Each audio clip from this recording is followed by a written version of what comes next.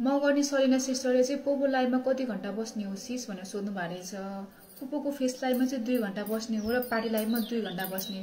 पोपोको face लाइभमा बस्दाखेरि चाहिँ यसरी नै अनिवार्य रूपमा चाहिँ हजुरहरूको फेस देखिनै पर्छ भने यो पोपोको पार्टी लाइभमा बस्दाखेरि चाहिँ हजुरहरूको फेस नदेखे पनि हुन्छ। हजुरहरूले जतासुकै मोबाइल राखेर चाहिँ काम गर्ने यताउता जान पनि सक्नुहुन्छ। र तर वाइफाईले भेट्ने ठाउँमा चाहिँ हजुरको मोबाइल हुनुपर्छ, नत्र भए सिटबाट तल छाडिदिन्छ। फेस लाइभमा बस्दाखेरि चाहिँ हजुरलाई 2 घण्टामा 20,000 रिवार्ड दिन्छ भने पार्टी लाइभमा बस्दाखेरि चाहिँ 2 घण्टामा हजुरलाई 1600 रिवार्ड दिन्छ।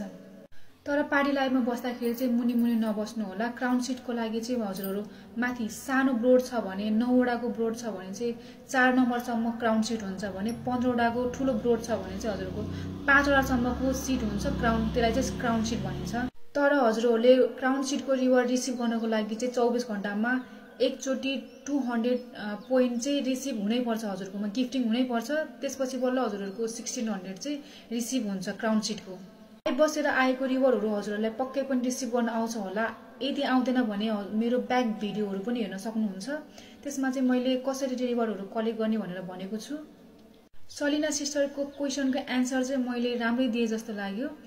अझै पनि केही क्वेसनहरू छन् भने यो कमेन्ट मार्फत मलाई सोध्न पनि सक्नुहुन्छ या मलाई फेसबुक मार्फत पनि सोध्न सक्नुहुन्छ। मेरो पछाडिको भिडियोहरुमा चाहिँ मेरो फेसबुक प्रोफाइल चाहिँ मैले 2टा भिडियोमा राख्दिएको छु, त्यही हेरेर चाहिँ मलाई फेसबुकमा मेसेज गर्नु होला। धन्यवाद।